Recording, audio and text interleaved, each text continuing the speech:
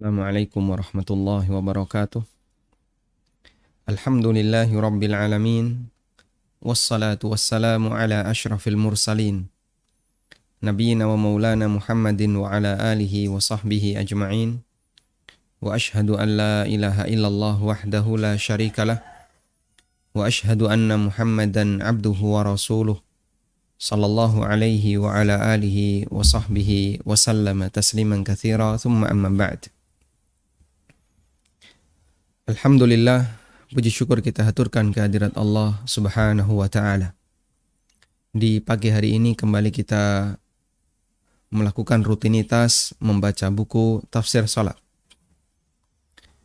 Dan insya Allah kita akan mempelajari tentang fikih basmalah. Bacaan basmalah merupakan bacaan Bismillahirrahmanirrahim. Membahas tentang basmalah di sana yang disepakati oleh ulama dan ada bagian yang diperselisihkan oleh ulama. Di antara bagian yang disepakati oleh ulama, saya sebutkan beberapa yang saya tahu. Pertama adalah bahwa basmalah merupakan bagian dari Al-Quran karena lafadz ini disebutkan di surat An-Naml. Lafadz ini disebut oleh para ulama sebagai bagian dari Al-Quran karena ada di surat An-Naml. Ketika Allah Subhanahu wa ta'ala menceritakan surat yang dikirim oleh Sulaiman alaihi salatu wassalam kepada Ratu Saba, sang ratu mengatakan, "Qalat ya ayyuhal mala'u, inni ulqiya ilayya kitabun karim, innahu min Sulaimana wa innahu bismillahirrahmanirrahim. Alla ta'lu alayya wa'tuni muslimin." Ratu Saba itu berkata, "Ya ayuhal mala', wahai para pembesar. Inni ulqiya ilayya kitabun karim, sesungguhnya telah dijatuhkan kepadaku, telah diberikan kepadaku satu surat yang mulia. Innahu min Sulaiman, surat itu berasal dari Sulaiman, wa innahu bismillahirrahmanirrahim, alla ta'lu alayya wa'tuni muslimin." Isinya bismillahirrahmanirrahim. Alla ta'lu alayya, janganlah kamu sekalian merasa sombong terhadapku, wa'tuni muslimin, dan datanglah kepadaku sebagai orang-orang yang pasrah. Karena itu sebagian ulama mengatakan siapa yang mengingkari bahwa basmalah bagian dari Al-Quran maka dia telah kafir. Ibnul Arabi Al-Maliki mengatakan, "Man qala innaha laysat bi ayatin fi awaili suwar lam yakfur li'annahu mawdi'u khilaf. Wa man qala innaha laysat minal Qur'an kafara liwujudiha fi suratin Naml." Siapa yang mengatakan bahwa basmalah bukan ayat pertama dari setiap awal surat, maka orangnya tidak kafir. Karena apakah basmalah itu ayat pertama di setiap surat? Ini masih ranah khilaf. Ulama berbeda pendapat dalam masalah ini. Namun siapa yang mengatakan bahasanya dia bukan bagian dari Al-Quran, maka dia kafir karena ini ada di salah satu ayat dalam surat An-Naml. Baik. Sehingga dari sini menunjukkan bahwasanya ulama sepakat basmalah bagian dari Al-Quran. Mohon Anda garis bawahi, bunyi kalimatnya adalah basmalah bagian dari Al-Quran. Namun apakah basmalah ayat pertama di setiap surat? Ulama beda pendapat. Dan ini dua pernyataan yang berbeda. Kemudian ulama sepakat bahwa basmalah tidak dituliskan di awal surat At-Taubah. Di Mushaf Utsmani tidak ada tulisan basmalah di awal surat At-Taubah. Mushaf Utsmani, yaitu mushaf yang ditulis di zaman Utsman ibnu Affan radhiyallahu anhu, di awal surat At-Taubah tidak ada bacaan basmalah. Ibnu Abbas radhiyallahu anhuma pernah bertanya kepada Utsman radhiyallahu anhu, "Apa alasan kalian sehingga sengaja menggandengkan antara surat Al-Anfal yang merupakan surat Al-Mathani dengan surat At-Taubah merupakan surat yang merupakan surat Al-Mi'in. Jadi ada surat Al-Mathani, ada surat Al-Mi'in, ada surat Al-Mufassal, ada surat Sab'un Tiwal. Nanti kita akan pelajari itu di sunnah dalam memilih surat ketika sholat. Sementara kalian tidak menuliskan basmalah di antara keduanya. Sehingga seolah-olah antara Al-Anfal dengan basmalah dengan At-Taubah itu seperti satu surat. Kemudian jawab Utsman radhiyallahu anhu, sesungguhnya dulu apabila turun surat Al-Quran kepada Rasulullah sallallahu alaihi wasallam, beliau memanggil orang yang bisa mencatatnya. Beliau perintahkan, letakkan surat ini yang di situ membahas tentang A atau tentang B. Letakkan surat ini yang di situ membahas tentang ini di sini. Letakkan surat ini yang di situ membahas tentang masalah ini di tempat ini. Lalu turun beberapa ayat kepada beliau. Beliau perintahkan letakkan ayat ini di surat yang membahas tentang A atau tentang B. Mafhum ya? Jadi kata Utsman ibn Affan radhiyallahu anhu, awalnya turun surat, tapi belum lengkap. Kemudian Nabi SAW perintahkan letakkan surat ini yang membahas tentang ini di urutan nomor sekian. Lalu di selang berikutnya turun ayat.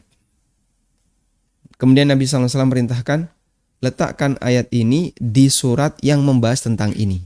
Kemudian diletakkan oleh para sahabat di surat yang tadi sudah diturunkan sebagian tapi belum lengkap. Kemudian Utsman menjelaskan, wa kanatil anfalu min awaili ma unzila. Dan surat Al-Anfal termasuk surat yang diturunkan pertama kali. Surat yang awal-awal diturunkan, bukan pertama kali ya. Surat yang diturunkan di awal-awal.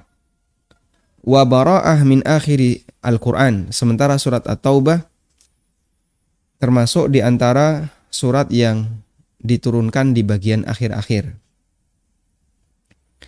Wa kanat qissatuha syabihan bi qissatiha. Sementara pembahasan di surat Al-Anfal mirip sebagaimana pembahasan yang ada di surat At-Taubah. Wa qubida Rasulullah sallallahu alaihi wasallam wa lam yubayyin lana annaha minha. Dan Rasulullah sallallahu alaihi wasallam diwafatkan sementara beliau belum menjelaskan untuk kami bahwa surat Al-Anfal adalah bagian dari At-Taubah.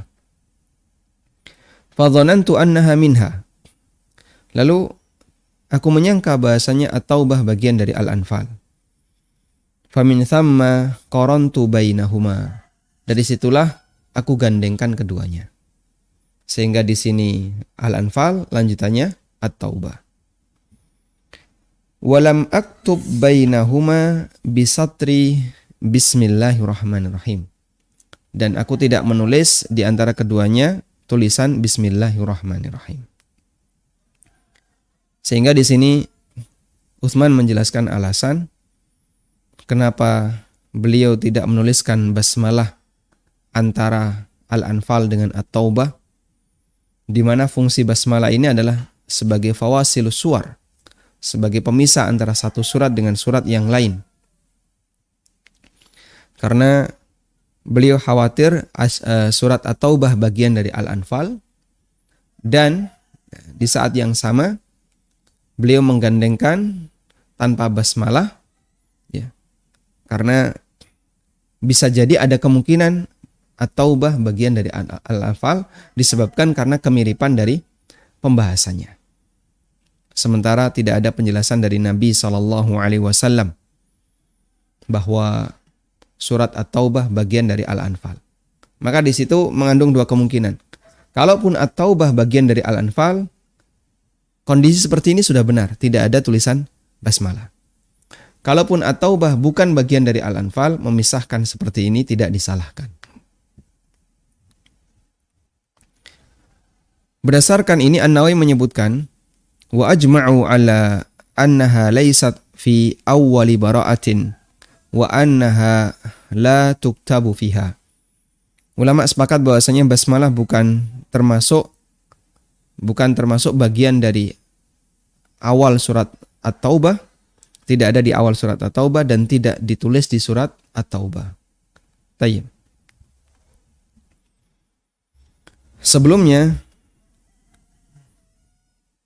Sebelumnya perlu dua hal yang kita bedakan ya. Ada dua hal yang perlu kita bedakan.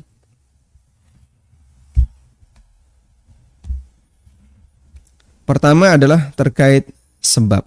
Jadi pembicaraan kita adalah mengapa basmalah tidak ada di surat Al-Anfal. Mengapa basmalah tidak ada di surat At-Taubah? Di awal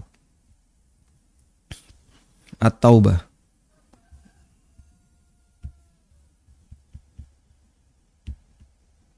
Baik. Ada dua hal yang perlu kita bedakan. Ada sebab dan ada hikmah.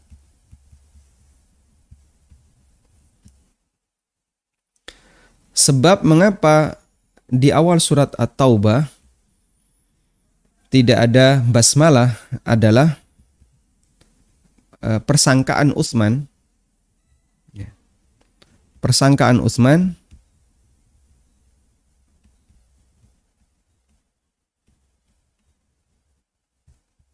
bahwa At-Taubah ada kemungkinan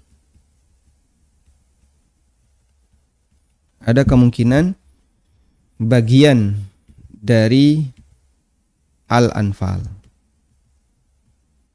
Sebagaimana keterangan yang beliau sampaikan dan itu disetujui oleh Ibnu Abbas. Karena zahirnya Ibnu Abbas tidak memberikan komentar. Sehingga zahirnya itu disetujui oleh Ibnu Abbas. Di mana beliau mengatakan, "Fadhanantu annaha minha wa min thamma qarantu bainahuma." Aku menyangka bahasanya At-Taubah itu bagian dari Al-Anfal, sehingga aku gandengkan dan tidak aku tulis basmalah di antara keduanya. Sehingga sebabnya adalah persangkaan Utsman bahwa At-Taubah itu ada kemungkinan bagian dari Al-Anfal. Baik, kemudian hikmahnya adalah kenapa di At-Taubah tidak ada basmalah? Ada hikmah di situ. Hikmahnya adalah karena awal At-Taubah berisi deklarasi permusuhan, pernyataan permusuhan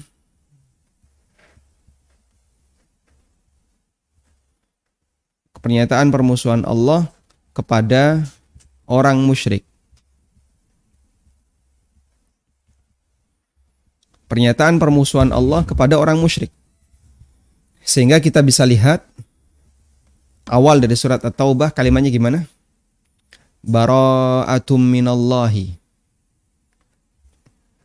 Permusuhan dari Allah Subhanahu wa taala. Allah berlepas diri. Coba kita buka surat At-Taubah. Bara'atum minallahi ilal ladzina 'ahadtum minal musyrikin. Permusuhan dari Allah dan Rasulnya. Ini adalah pernyataan bara'ah, permusuhan, pemutusan hubungan dari Allah dan Rasulnya. Ilal ladzina 'ahadtum minal musyrikin, kepada orang-orang musyrik yang telah mengadakan perjanjian. Fasihu fil ardi arba'ata ashhuri wa'lamu annakum ghairu mu'jizillah. Karena itu berkeliaranlah kalian di muka bumi ini selama 4 bulan dan ketahuilah bahwasanya kamu tidak akan bisa mengalahkan Allah. Wa annallaha mukhzil kafirin, Dan sesungguhnya Allah akan menghinakan orang-orang kafir. Wa adzanu minallahi wa rasulihi ilan nasi yaumal hajjil akbar annallaha bari'um minal musyrikin wa rasuluh. Dan pemberitahuan dari Allah, maklumat dari Allah dan Rasulnya ilan nasi kepada seluruh umat manusia yaumal hajjil akbar, pada hari haji akbar, yaitu ketika Arafah. Annallaha bari'um minal musyrikin wa rasuluh. Bahasanya Allah menyatakan permusuhan kepada orang musyrik, demikian pula Rasulullah sallallahu alaihi wasallam. Sehingga kalau bunyinya seperti ini tidak layak jika atau kurang sesuai, ya, nggak matching kalau diawali dengan basmalah.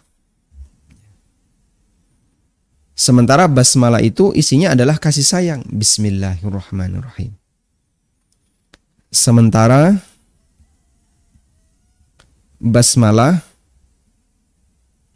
itu isinya apa? Kasih sayang. Sehingga dia nggak matching kalau kemudian pernyataan basmalah itu ditaruh di awal ketika Allah hendak menyatakan permusuhan kepada orang-orang musyrik. Dan pembahasan itu adalah pembahasan dari sisi hikmah. Baik. Pada waktu saya belajar tentang tafsir surat At-Taubah, ya, kemudian ada dua penjelasan ini. Utsman mengatakan demikian. Lalu ada keterangan para ahli tafsir kenapa tidak ada basmalah di awal surat At-Taubah. Ya. Mereka menjelaskan karena masalah kesesuaian antara bagian awal dari surat At-Taubah yang berisi pernyataan permusuhan Allah, adzanun minallah, deklarasi dari Allah, maklumat dari Allah bahasanya Allah bermusuhan dengan orang-orang musyrik, sementara basmalah berisi kasih sayang. Kemudian kita kebingungan, terus yang benar yang mana, perkataan Utsman ataukah penjelasan ini? Nah, yang benar adalah didudukkan di dua posisi. Bahwa yang termaktub dalam mushaf Utsmani itu sebabnya adalah persangkaan Utsman.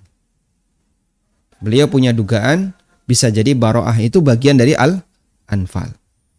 Sementara penjelasan ulama ini berkaitan dengan hikmah. Bahwa hikmah kenapa tidak ada basmalah di awal surat At-Taubah karena ketidaksesuaian antara basmalah yang isinya adalah rahmat, yang isinya adalah kasih sayang, dengan awal surat At-Taubah yang itu berisi permusuhan Allah Subhanahu wa taala kepada orang musyrik. Nah, selanjutnya kita akan bahas tentang diperselisihkan oleh ulama.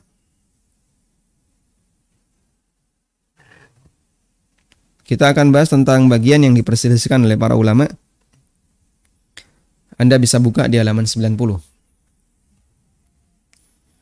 Selanjutnya ulama berbeda pendapat. Apakah basmalah termasuk ayat pertama di setiap surat selain At-Taubah ataukah bukan? Satu. Yang kedua, apakah basmalah termasuk ayat pertama di surat Al-Fatihah ataukah tidak? Baik. Jadi ada dua khilaf yang saya sebutkan di sini. Apakah basmalah ayat pertama di setiap surat selain At-Taubah? Apakah basmalah ayat pertama di surat Al-Fatihah? Ibnu Ashur dalam tafsirnya At-Tahrir wa Tanwir meringkas perbedaan pendapat ini sebagai berikut. Dan ini yang kami gunakan sebagai acuan, ya. Tafsir Ibnu Ashur. Dhahaba Malikun wal Auza'i wa fuqaha'ul Madinah wasyami wal Basrah wa qila bistithna'i Abdillahi ibni Amr wa ibni Shihab min fuqaha'il Madinah.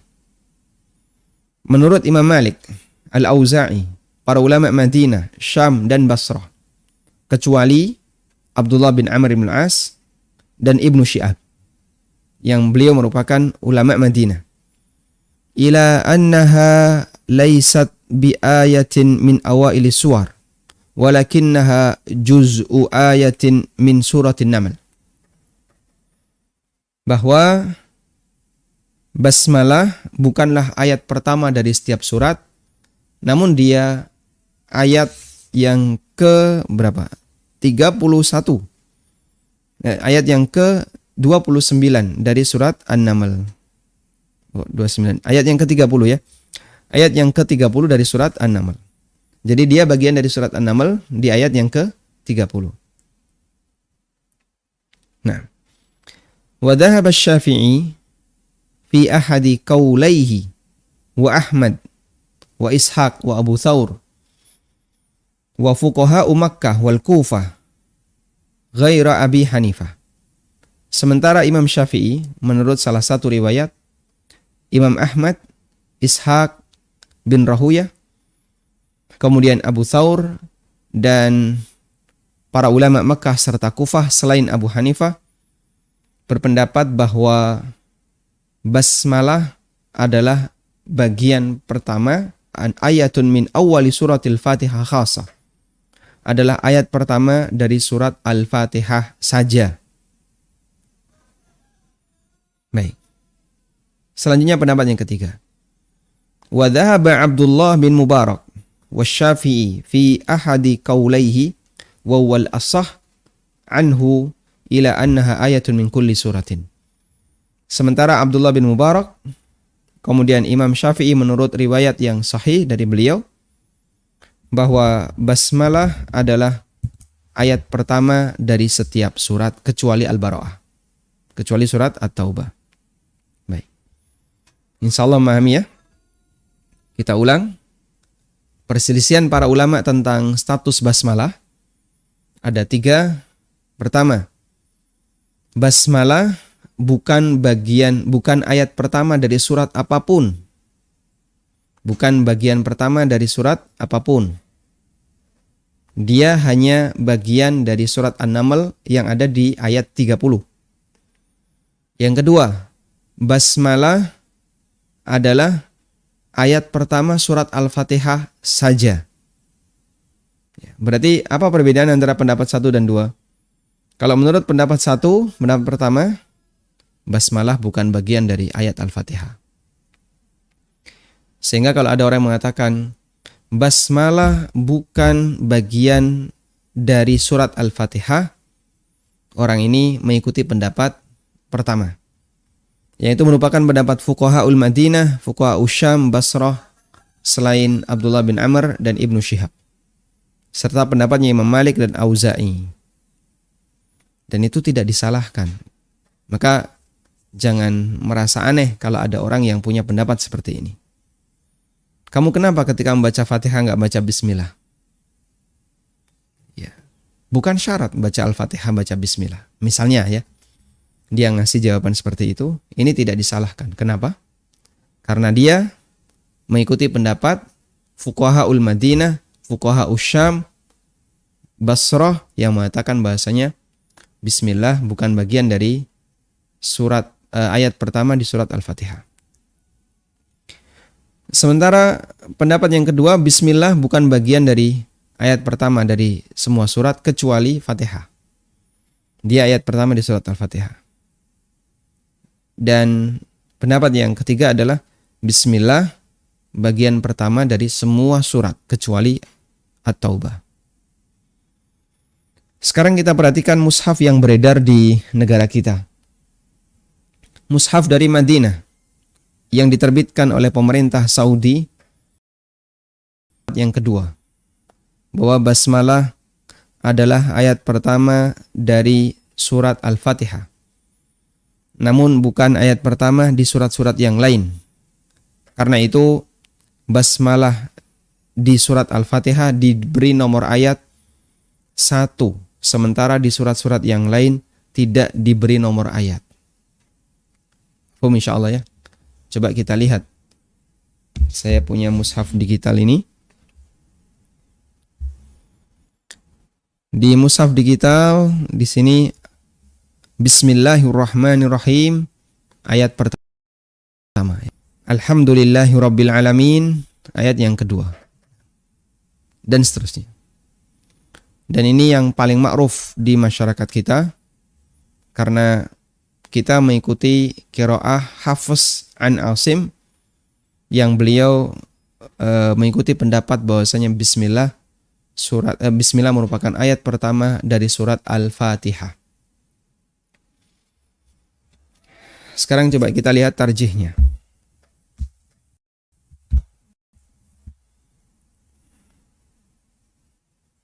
Tarjih, pendapat yang lebih mendekati, basmalah adalah ayat tersendiri yang ada dalam Al-Quran, bukan ayat pertama dari surat Al-Fatihah. Sehingga di buku ini saya cenderung kepada pendapat pertama. Bismillah bukan ayat pertama dari surat Al-Fatihah maupun surat lainnya. Basmalah ditulis sebagai pemisah antara satu surat dengan surat yang lainnya, dan sebagai awalan dari setiap surat dalam rangka untuk tabarruk, ngalap berkah dengan nama Allah Subhanahu wa taala. Mencari keberkahan dengan nama Allah Subhanahu wa taala.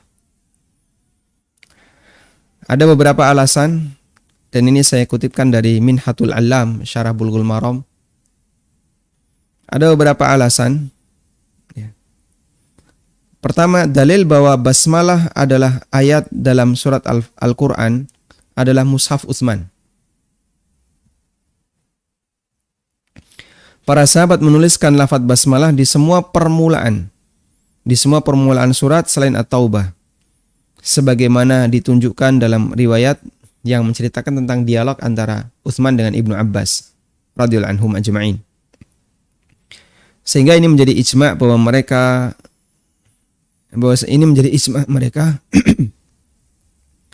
menjadi ijma' sahabat bahwa basmalah bagian dari Al-Quran. Tayyib. An-Nawawi mengatakan annaha kutibat fil mushaf bi khattil mushaf, bahwa basmalah ditulis dalam mushaf dengan metode penulisan sebagaimana huruf mushaf. Artinya dia tidak dipisahkan penulisannya. Wa kana hadza bittifaqis sahabah, dan itu berdasarkan sepakat sahabat. Ala anna alla yuthbitu fihi bi khattil Qur'an ghairal Qur'an, bahwa mereka tidak akan menuliskan kata dalam Al-Qur'an selain huruf Al-Qur'an. Saya ulang, bahwa mereka para sahabat sepakat mereka tidak akan menuliskan kata dalam Al-Quran dengan huruf Al-Quran yang itu bukan bagian dari Al-Quran. Sehingga dulu semua yang ada dalam Mushaf Utsmani itu bagian dari Quran. Mereka nggak akan menulis kata apapun dalam mushaf yang bukan bagian dari Al-Quran. Itu kaidah yang disampaikan oleh An-Nawawi. Baik. Sehingga berdasarkan keterangan An-Nawawi, kita bisa menyimpulkan bahwa basmalah itu bagian dari Al-Quran. Cuman apakah dia ayat pertama dari setiap surat ataukah ayat yang berdiri sendiri, ayat tersendiri? Ulama khilaf. Ulama ada beda pendapat. Baik. Selanjutnya, pertimbangan yang kedua. Dalil bahwa basmalah bukan bagian dari Al-Fatihah adalah hadis Abu Hurairah radhiyallahu anhu. Dalil bahwa basmalah bukan bagian dari Al-Fatihah adalah hadis Abu Hurairah radhiyallahu anhu. Nabi sallallahu alaihi wasallam bersabda, qala Allah Ta'ala, Allah berfirman, qasamtus salata baini wa baina 'abdi nisfain. Aku membagi bacaan Al-Fatihah dalam salat menjadi dua, antara diriku dan hambaku. Wali abdi ma sa'ala, dan hambaku mendapatkan apa yang dia minta. Fa idza qala al-'abdu, apabila hambaku membaca alhamdulillahi rabbil alamin, qala Allah Ta'ala, apabila hambaku membaca alhamdulillahi rabbil alamin, maka Allah memberikan respon, hamidani abdi, hambaku memujiku.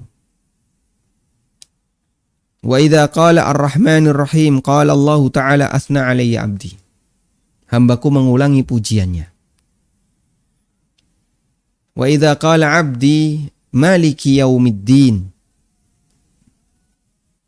Qala Allah, maka Allah berfirman, majjadani abdi, hambaku mengagungkanku. Dan dialog ini nanti akan kita bahas di pembahasan tentang Al-Fatihah. Saya kasih judul bab dialog antara hamba dengan Allah, ada di halaman 101. Berdialog dengan Allah. Dan itu kutipan hadis yang lebih lengkap. Saya sebutkan lengkap sampai akhir hadis. Baik. Dan kepentingan kita dari hadis ini terhadap pembahasan surat Al-Fatihah, pembahasan apa? Basmalah adalah, Anda bisa perhatikan ayat pertama yang dibaca di sini apa? Alhamdulillahi Rabbil Alamin. Sehingga ketika Allah mengatakan, aku membagi Al-Fatihah yang dibaca oleh hambaku dalam salat menjadi dua, separuh untuk Allah, separuh untuk hambaku. Kemudian Allah Ta'ala menyebutkan, idza qala abdi, apabila hambaku membaca alhamdulillahi rabbil alamin, bukan bismillahirrahmanirrahim. Nah, dalam hadis di atas Allah menyebutkan pembagian Al-Fatihah dalam salat dimulai dari alhamdulillahi rabbil alamin. Andai basmalah adalah ayat pertama, seharusnya yang disebutkan pertama kali adalah bismillahirrahmanirrahim. Sehingga ini menjadi dalil bahwasanya basmalah bukan ayat pertama dari Al-Fatihah. Dan itulah yang mendukung pendapat Al-Auza'i, Imam Malik, Fuqahaul Madinah, Syam, dan seterusnya. An-Nawawi menyebutkan bahwa hadis ini merupakan dalil yang paling tegas yang menunjukkan bahwa basmalah bukan bagian dari Al-Fatihah. Walhamdulillah. Sudah? Sehingga jika basmalah bukan bagian dari Al-Fatihah, maka surat-surat yang lain juga bukan bagian darinya. Surat-surat yang lain juga basmalah bukan bagian darinya. Sehingga basmalah adalah ayat tersendiri dalam Al-Quran dan bukan ayat pertama dari setiap surat dalam Al-Quran. Yang ketiga, hukum membaca basmalah ketika membaca Al-Quran. Jika kita mengambil pendapat bahwa basmalah bukan ayat pertama dari semua surat termasuk Al-Fatihah, maka membaca basmalah hukumnya dianjurkan dan tidak wajib. Imam Ibnu Baz menyampaikan dalam fatwanya, qira'atut tasmiyah inda qira'atil Fatihah aw ghairiha minas suwar sunnatun fis salati wa kharijiha. Membaca basmalah ketika membaca Al-Fatihah atau surat-surat yang lainnya hukumnya anjuran dan tidak wajib. Hukumnya anjuran dan tidak wajib. Wa hadza huwas shawab, dan inilah pendapat yang benar. Dan pendapat yang kami sampaikan tadi ini sejalan dengan fatwa yang disampaikan oleh Imam Ibnu Baz rahimahullah. Sehingga dari sini kita bisa mengambil kesimpulan bahwa pertama, basmalah adalah salah satu ayat di surat An-Naml, tepatnya yang ke-30. Yang kedua, basmalah bukan bagian dari surat, bukan bagian dari awal surat, bukan ayat pertama di masing-masing surat, baik Al-Fatihah maupun yang lainnya. Yang ketiga, basmalah bagian dari Quran. Basmalah bagian dari Quran berdasarkan kaidah Nawawi, karena basmalah dituliskan dalam Mushaf Utsmani, namun dia ayat tersendiri. Dipahami insyaallah ya? Dia ayat tersendiri, bukan ayat pertama dari setiap surat. Dan itu berbeda ya, antara ayat tersendiri dengan ayat pertama. Baik, konsekuensi tadi, kalau kita membaca surat, tidak membaca basmalah, apakah batal ataukah kita berdosa? Jawabannya tidak. Jika kita mengambil pendapat ini, yang itu merupakan pendapat Imam Malik, Imam Al-Auza'i, Fuqahaul Madinah, ulama Madinah, ulama Syam, kemudian ulama Basrah, ya. Yang berbeda dengan ini adalah ulama Kufah. Ulama Kufah punya pendapat yang berbeda. Wallahu alam.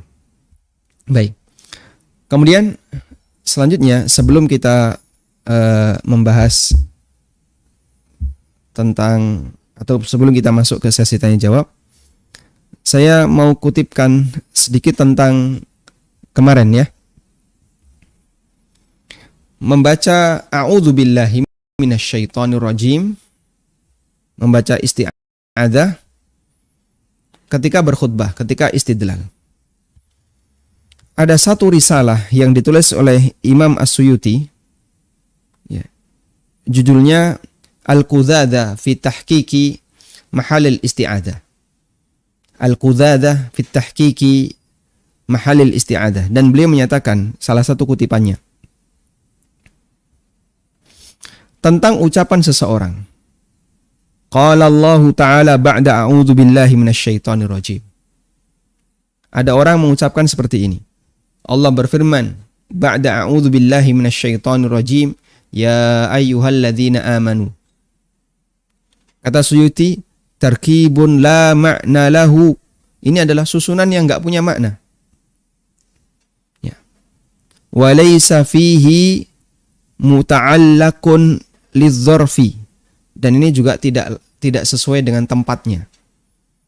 Wa in qudira ta'liquhu, jika di situ ada yang dijadikan sebagai kata yang menggantung untuknya. Kemudian di samping itu fafihil fasad al-ati. Di sana ada sisi sisi kerancuan bahasa. Ya, kalau saya terjemahkan lebih letterlek ya, ada kerusakan sebagai berikut. Wa in qala, jika ada khatib yang mengatakan qala Allahu a'udzu billahi minasyaitonir rajim wa dzakara al-ayah. Allah berfirman, a'udzu billahi minasyaitonir rajim, setelah itu dia menyebutkan ayat.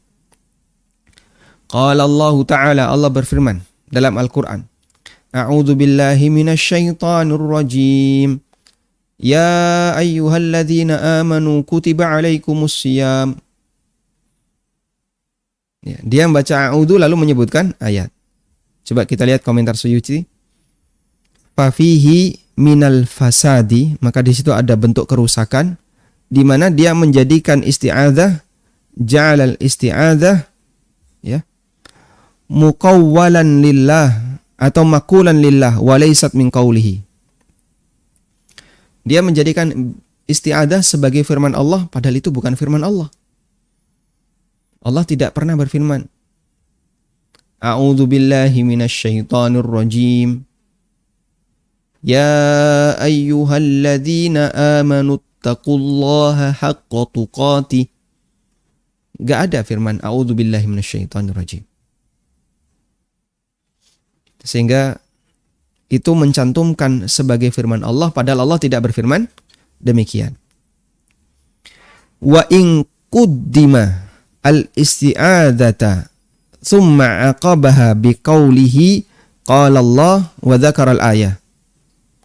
Kalaupun dia dahulukan al-isti'adzah, wa in qaddama al-isti'adzata, kalaupun khatib itu mendahulukan isti'adzah, a'udzu billahi minasyaitonir rajim, Allah berfirman, ya ayyuhalladzina amanu taqullah.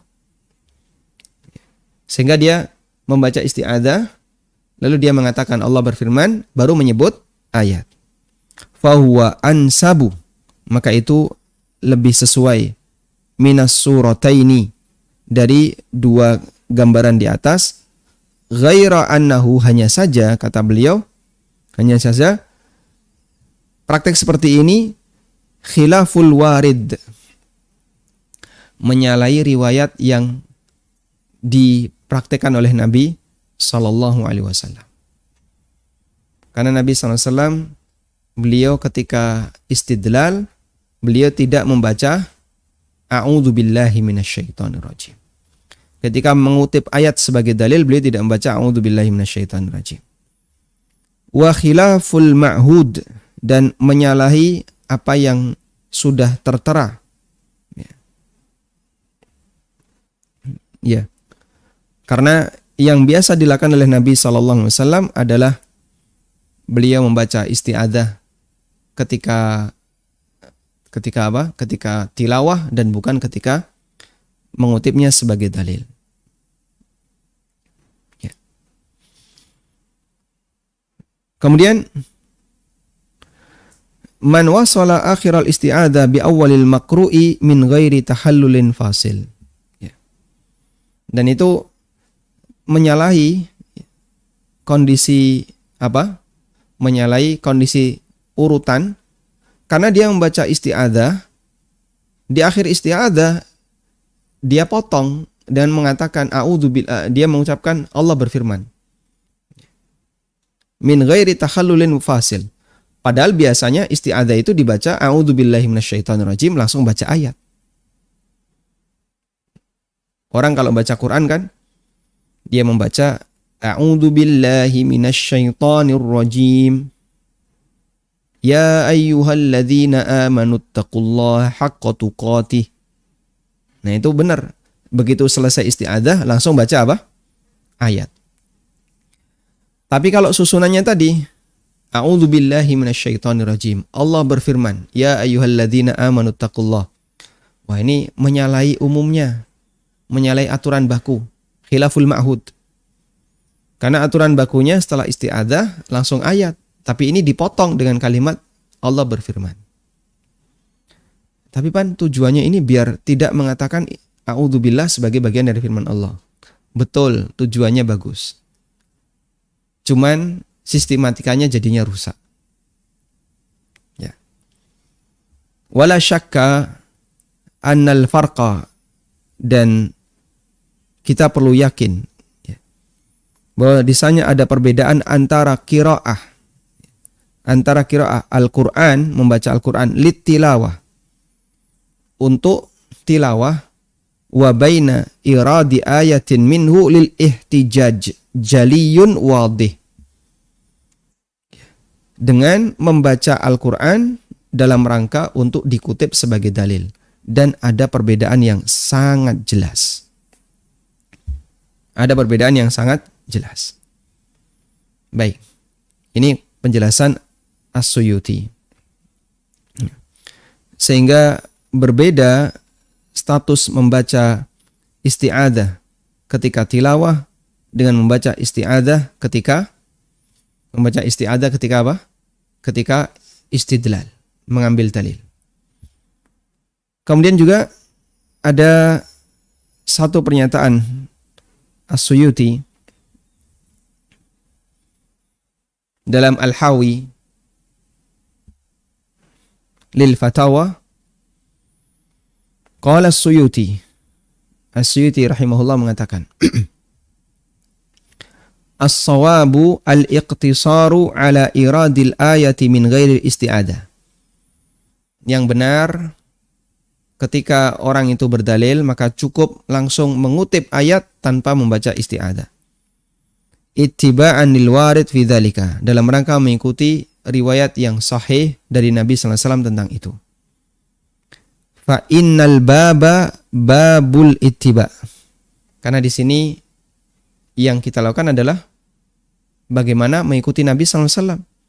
Wal isti'adzatu ma'murun biha, sementara isti'adzah membaca ta'awud diperintahkan untuk firman Allah Ta'ala, fa idza qara'tal Qur'ana fasta'idz billah. Jika kamu membaca Quran maka bacalah ta'awud. Innama hiya inda qiraatil Qur'ani litilawah.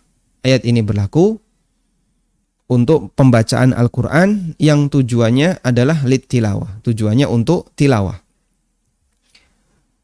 Amma iradu ayatin minhu lil ihtijaj. Adapun mengutip Al-Quran dalam rangka untuk dijadikan sebagai dalil wal istidlal ala hukmin, dan istidlal ketika menyebutkan satu hukum tertentu, fala, maka tidak perlu membaca a'udzubillahi minasyaitonirrajim. Baik. Ini keterangan As-Suyuti dari apa yang kami sampaikan kemarin, bahwa ketika kita mengutip satu ayat dalam rangka untuk dijadikan sebagai dalil, maka tidak perlu membaca a'udzubillahi minasyaitonirrajim, ya, karena di situ susunannya jadi rusak. Atau yang lebih parah lagi adalah dia mengatakan a'udzubillah sebagai bagian dari firman Allah, padahal itu bukan bagian dari firman Allah. Wallahu ta'ala alam, demikian yang bisa kita sampaikan sebagai pengantar. Wassallallahu ala nabiyyina Muhammadin wa ala alihi wa sahbihi wasallam.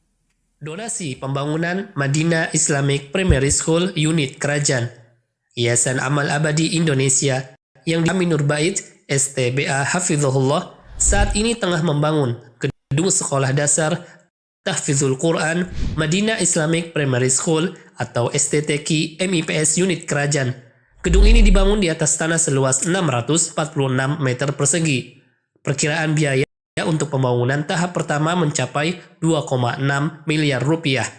Salurkan donasi Anda untuk pembangunan STTQ MIPS melalui rekening atas nama Yayasan Amal Abadi Indonesia, Bank Mandiri Syariah di nomor rekening 7441049999. Konfirmasi dan info donasi hubungi 082 12345 7441. Jazakumullahu khairan. من ذا الذي يقرض الله قرضا حسنا فيضاعفه له وله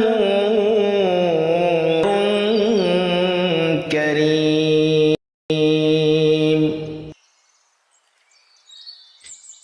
Selanjutnya kami persilahkan bagi Anda yang mau bergabung. Baik, silahkan. Assalamualaikum. Waalaikumsalam warahmatullahi. Tadi Ahmad Pantun, Ustaz. Tafadhal Pak Ahmad. Ustaz mau tanya, ketika sholat ya, Al-Fatihah itu sebelum membaca surat kita pakai dulu atau enggak? Pakai Baca Bismillah. baca bismillah. Membaca surat ketika Sholat setelah Al-Fatihah. oh nah. Setelah Fatihah Baik. ada dulu atau tidak? Baik, cukup Pak Purwanto? Kan ada juga baca untuk dalam ayat misal 3 ayat terakhir Baqarah misalnya itu diawali dengan baca Bismillah dahulu atau Baik. itu aja Ustaz. Nah, barakallahu. Wa jazakumullahu khairan. Nah. Assalamualaikum warahmatullahi wabarakatuh. Waalaikumsalam warahmatullahi wabarakatuh. Kita coba bahas ya. Jadi ada ta'awud, ada basmalah.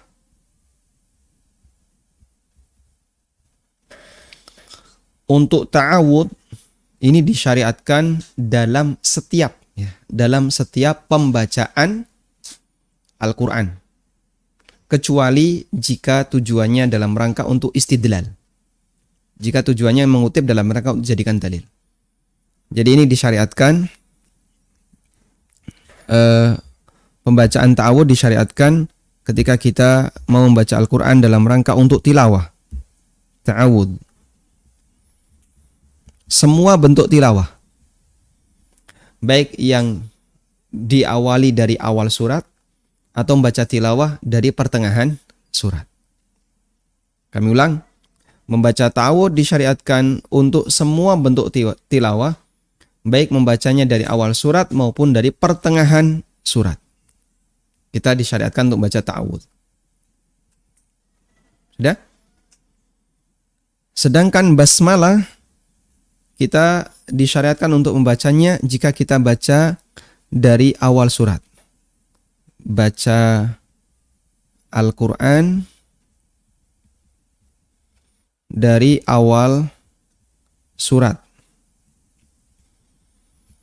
Baik tujuannya untuk istidlal, baik untuk tilawah, maupun untuk istidlal. Istidlal, paham ya jamaah? Istidlal adalah mengutip ayat untuk dijadikan dalil. Untuk tilawah misalnya, Anda membaca surat. A'udzu billahi minasy syaithanir rajim. Bismillahirrahmanirrahim. Qul huwallahu ahad. Allahus samad. Sampai akhir surat Al-Ikhlas. Untuk istidlal misalnya. Wahai manusia, wahai para jamaah. Sesungguhnya semua manusia ini dalam kondisi rugi. Kecuali orang yang memiliki karakter 4. Beriman dan dia berilmu. Kemudian dia mengamalkan ilmunya. Lalu dia mendakwahkannya dan dia bersabar.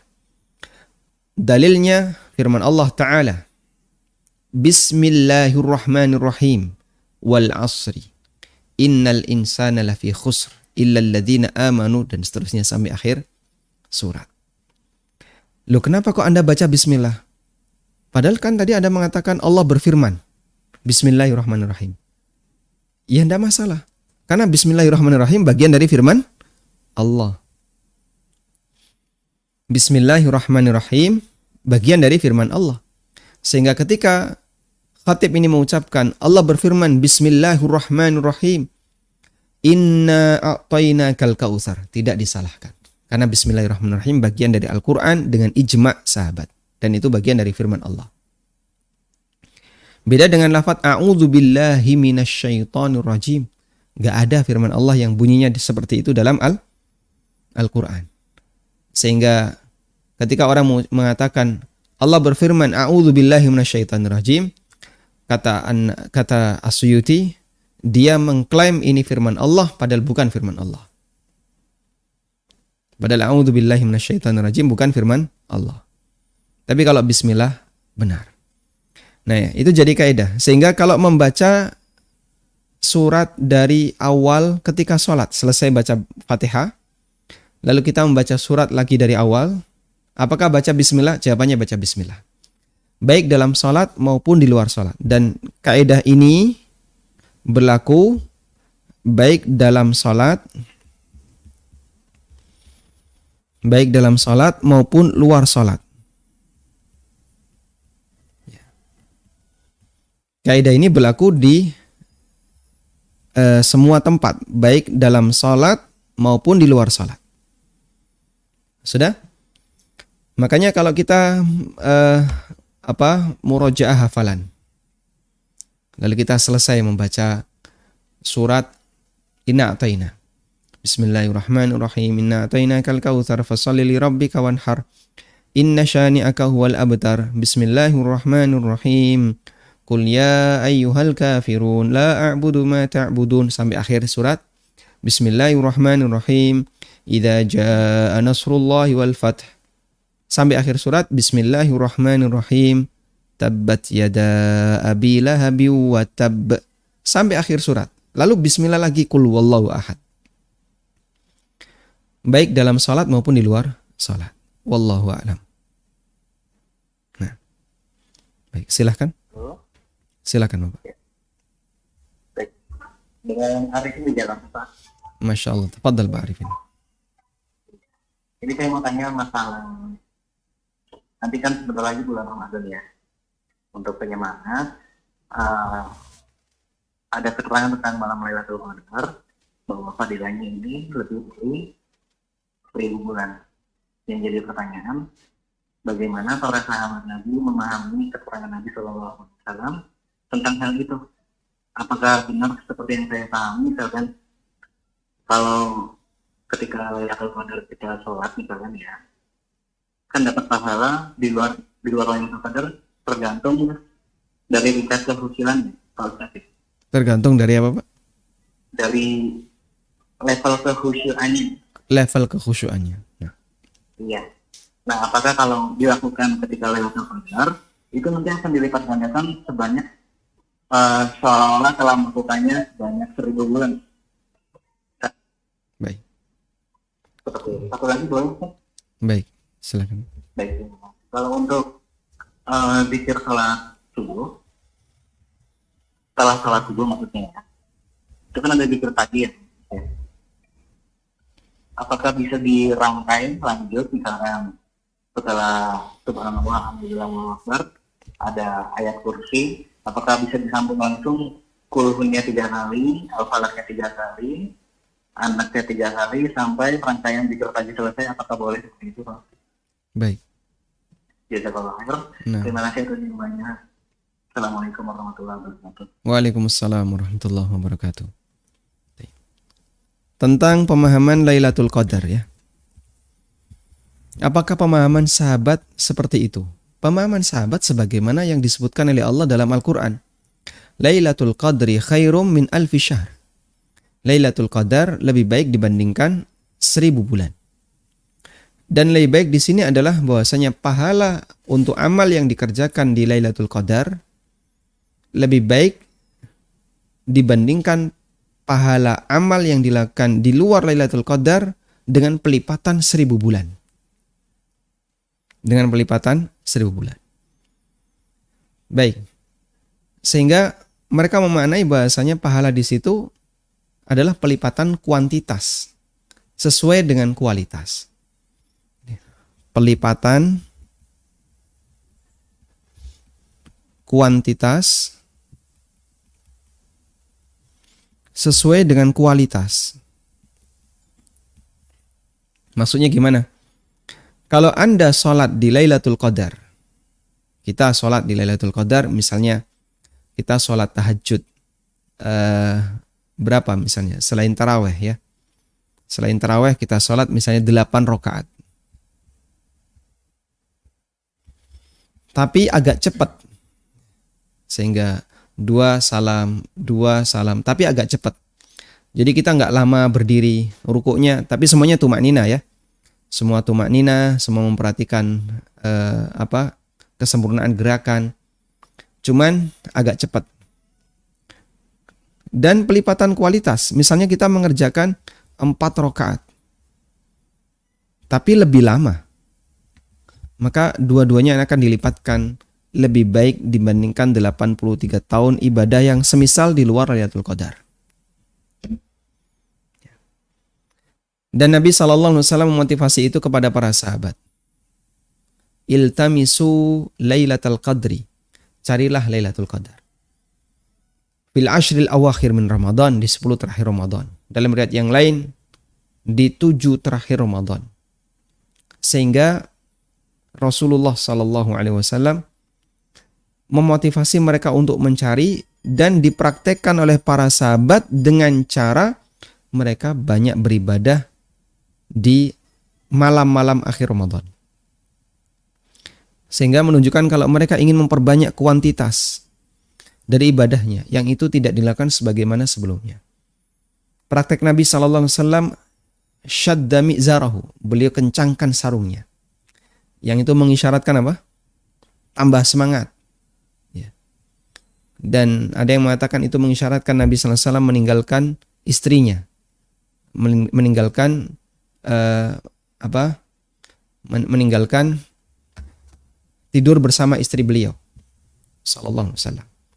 Sehingga Rasulullah SAW fokus ibadah, dan itu juga dipraktikkan oleh para sahabat. Mereka memperhatikan kuantitas dan ibadah mereka sangat berkualitas, sehingga dalam melakukan ibadah para sahabat Nabi SAW memenuhi 2 hal ini. Wallahu a'lam. Nah. Baik. Kemudian tentang zikir pagi, apakah bisa digabungkan dengan zikir setelah sholat? Demikian pula zikir sore, apakah bisa digabungkan dengan zikir setelah sholat? Jawabannya bisa. Karena zikir itu bentuknya sama dan waktunya sama, sehingga zikir setelah sholat subuh yang itu juga bagian dari zikir pagi, dan zikir setelah sholat asar yang juga bagian dari zikir sore bisa digabungkan. Maka Anda membaca ayat kursi setelah subuh diniatkan sebagai zikir setelah sholat, dan diniatkan sebagai zikir setiap pagi, dapat 2 pahala. Demikian pula membaca Al-Ikhlas, Al-Falaq, An-Nas diniatkan sebagai zikir setelah sholat dan diniatkan sebagai zikir pagi, hukumnya diperbolehkan. Wallahu a'lam. Bismillah. Assalamualaikum Ustadz. Waalaikumsalam warahmatullahi. Ada di sebagian mushaf Al-Quran yang terdapat bacaan yang katanya itu untuk menggantikan basmalah di surat At-Taubah. Apakah itu disyariatkan Ustadz? Nah, kita tegaskan bahwasanya itu bukan bagian dari Al-Quran. Kita tegaskan itu bukan bagian dari Al-Quran.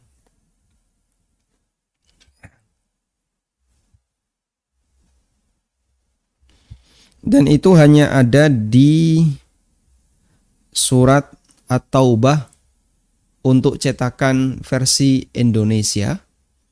Karena kami tidak menjumpai yang cetakan Madinah, tidak ada ya. Kalau Anda punya cetakan yang lain, mungkin bisa ditunjukkan selain Indonesia. Mungkin dari negara-negara yang lain. Coba kita lihat kalimatnya.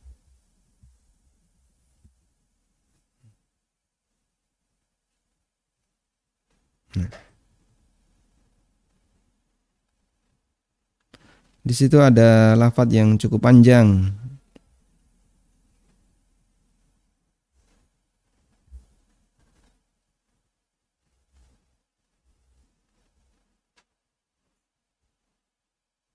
Ya, nggak kebaca ya.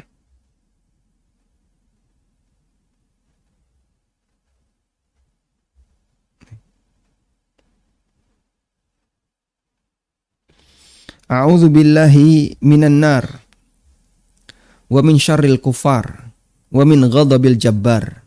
Al-izzah lillahi, al-izzatu lillahi wa li rasulih. Itu yang tertulis di mushaf-mushaf pinggir surat At-Taubah. Namun wallahu alam kami tidak menjumpai ini dalam mushaf yang lain. Sehingga kita bisa tegaskan ini bukan bagian dari Al-Qur'an. Dan apakah ini disyariatkan? Ya. Maka jawabannya adalah, apakah Nabi SAW mencontohkan? Apakah sahabat mencontohkan hal ini? Kalau tidak ada riwayat yang menyebutkan itu, sebaiknya ikuti saja bagaimana cara mereka membaca surat At-Taubah. Sehingga cukup membaca ta'awud, a'udzu billahi minasyaitonir rajim, atas perintah Allah, bahwa ketika kita membaca Quran, kita disyariatkan untuk baca ta'awud. Lalu langsung baca surat At-Taubah. A'udzu billahi minasyaitonir rajim. Bara'atum minallahi wa rasulih. Langsung kita baca seperti itu. Sehingga tidak perlu baca a'udzu billahi minan nar wa min syarril kufar. Ini mirip seperti ketika di akhir surat Al-A'la. Suhufi Ibrahim wa Musa alaihissalam. Atau mirip seperti di akhir surat At-Tin ya. Alaihissallahu bi ahkamil hakimin bala wa ana ala dzalika minasyahidin. Yang itu semuanya tidak ada dalam teks Al-Qur'an. Dan apakah ada riwayatnya wallahu alam. Kami tidak tahu. Namun kalau begini yang dimaksud, bukankah Nabi SAW ketika beliau membaca ayat yang berisi neraka, beliau memohon pelindungan dari neraka. Belum membaca ayat yang berisi tentang surga, beliau mohon kepada Allah surga. Jawabannya betul. Tapi itu atas respon baca. Dan itu dilakukan oleh Rasulullah SAW tidak di semua sholat. Tapi beliau lakukan di sholat lail. Sehingga kita bisa praktekkan dengan cara seperti tadi. Anda qiyamul lail, lalu Anda membaca tentang surga dan neraka, silahkan minta kepada Allah di tengah-tengah Anda membaca itu. Wallahu alam. Nah, silahkan. Assalamualaikum Ustaz. Waalaikumsalam warahmatullahi.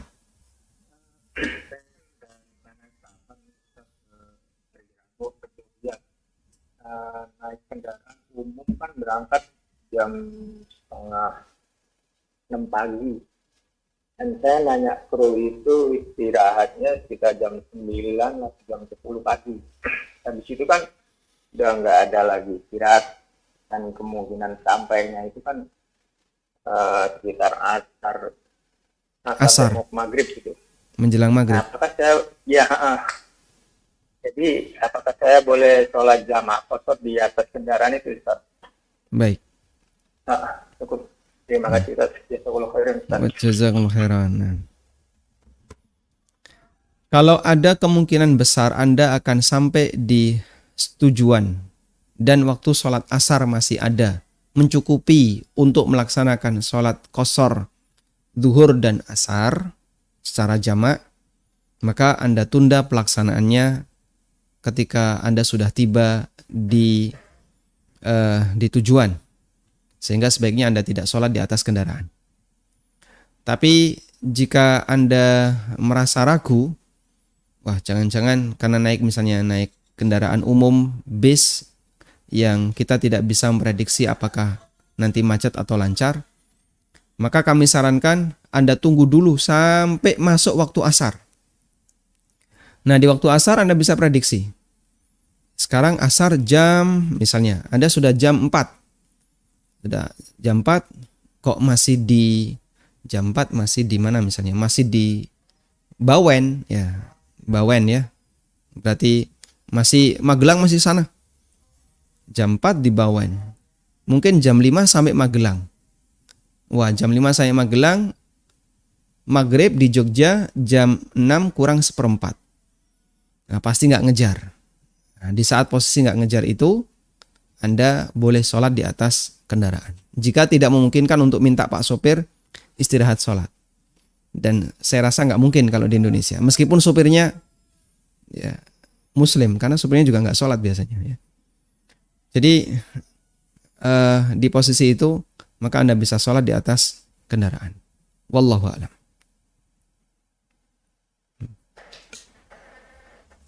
Bismillah. Izin bertanya Ustadz. Nenek saya ketika sholat tidak bisa berdiri lama. Kemudian beliau pindah posisi berdiri dengan lututnya. Apakah diperbolehkan berdiri dengan lutut seperti itu Ustadz? Berdiri dengan lutut. Berarti apa itu namanya? Berlutut ya. Berlutut. Berdiri itu menggunakan telapak kaki. Kalau tidak bisa seperti itu, maka kami sarankan sambil duduk. Sehingga kalau tidak bisa berdiri lama, begitu tidak kuat, sehingga awalnya beliau sholat sambil berdiri, takbiratul ihram berdiri, Allahu Akbar berdiri. Kemudian membaca surat Al-Fatihah. Kok di tengah surat Al-Fatihah sudah perpet ya. Langsung duduk, insya Allah tidak masalah. Perpet tuh bahasa ini. Ya sudah mulai merasa nggak kuat ya, cenut, akhirnya beliau duduk, insya Allah tidak masalah, karena beliau tidak bisa berdiri lama. Sehingga takbiratul ihram berdiri, awal surat Al-Fatihah berdiri terus duduk. Nah, wallahu a'lam. Baik, silahkan. Assalamualaikum. Waalaikumsalam warahmatullahi. Pak Ustaz, saya mau bertanya. Tapi di luar tema nggak apa-apa ya? Ini karena sudah di penghujung, yang singkat saja. Papa saya meninggalkan 1 orang istri, 2 orang anak perempuan, 1 orang ibu kandung, 6 orang saudara. 6 orang? 6 orang saudara kandung, Laki 3 perempuan. laki-laki, 3 wanita. Baik. Nah, itu untuk pembagian warisannya bagaimana ya Pak? Baik, pembagian warisannya sebagai berikut ya. 2 anak perempuan. Bisa ditutup. Baik.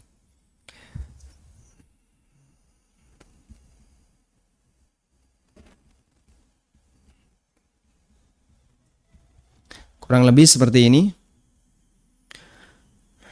2 anak perempuan, keduanya mendapatkan 2/3, dibagi rata. istri mendapatkan 1/8. Kemudian sisanya diserahkan ke 6 saudara dengan perbandingan 2:1. Nanti Anda hitung ya sisanya berapa. Diberikan ke semua saudara mayit dengan perbandingan 2:1. Yang laki-laki dapat 2, yang perempuan dapat 1. Walhamdulillah. Baik, demikian yang bisa kita bahas, semoga bermanfaat. Wassallallahu ala nabiyyina Muhammadin wa ala alihi wa sahbihi wasallam. Wa akhiru da'wana anil hamdulillahi rabbil alamin.